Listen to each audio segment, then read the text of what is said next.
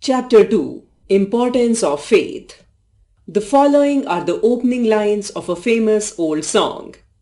Have faith, hope, and charity. The Lord will bless and guide you, whether near or far away.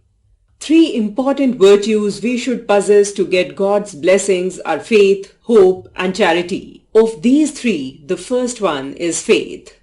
Faith is complete trust. It is unquestioning confidence. Faith in God comes first. We believe that God is our Father. We believe that God is all-powerful, all-knowing, and is present everywhere. This belief should give us unquestioning confidence in God.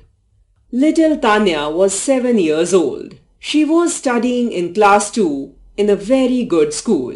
On her father's birthday, several of their relations and friends had come to their house. After the birthday song, the father picked up his daughter and kissed her. In front of all the guests, the father announced that Tanya, his only daughter, was a future doctor. Immediately, to his surprise, Tanya shouted, "No, Daddy, no, I don't want to be a doctor." The surprised father put her down and asked her, "Why, Tanya? What do you want to be?" Several guests said, "Tell us, what do you want to be?"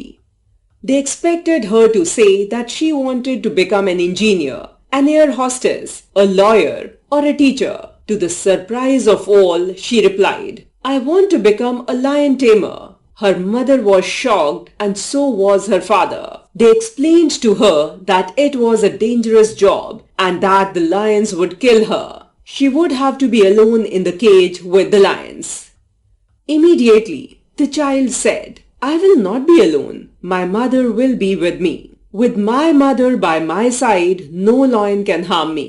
That is what we call faith. This is the faith a child has in her mother. How much more faith should we have in God, our Father?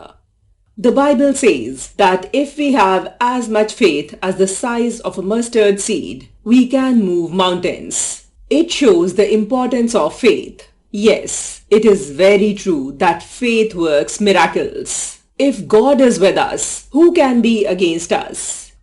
Faith will give us the courage to face all kinds of obstacles. Faith will remove all fears from us and provide us complete security. From faith in God, we move to faith in fellow beings. We must trust people. All transactions and dealings with others depend on the faith we have in them. Trust begets trust. If we trust them, they will trust us. Where there is no trust, no human relations can exist. The last is the faith we should have in ourselves. We must have self-confidence. While self-confidence is good, overconfidence is bad. Self-confidence should be a result of our belief that God, our Father, has given us several qualities and strength. It is the belief that I can do everything with God on my side. Overconfidence is the result of pride. When one feels that one can do anything by oneself, it is nothing but pride. We must know that we are weak and helpless by ourselves. We become strong with God. Success, health, or wealth may make us proud and overconfident. That normally is the end of that person. We have examples of many kings, heroes, politicians, and others who have suddenly fallen from high pedestals. Their pride and overconfidence turned them into haughty and arrogant tyrants. Very soon they were deposed or laid low. It is because they failed to include God in their lives.